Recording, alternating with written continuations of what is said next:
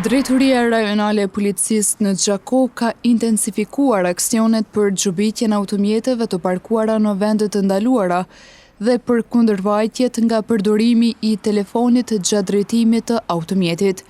Sipas një përgjigjeje me shkrem për televizionin Syri nga kapiteni Albin Sahaqia, që nga java kaluar ka filluar zbatimi i planit operativ, pikat e veçanta në zonën urbane, ku prioritet i veçant i jepet kundërvajtjeve që rrezikojnë sigurinë e këmbësorëve dhe pjesëmarrësve të tjerë në trafik. Për të adresuar kaosin në parkingjet të ndaluara dhe për të rritur sigurinë e këmbësorëve, janë krijuar task forca nga stacioni policor dhe trafiku rajonal, të cilat veprojnë 24 orë në ditë. Qëllimi i planit është të rritet vetëdijësimi dhe të krijohet një kulturë e sigurisë rrugore në qytet.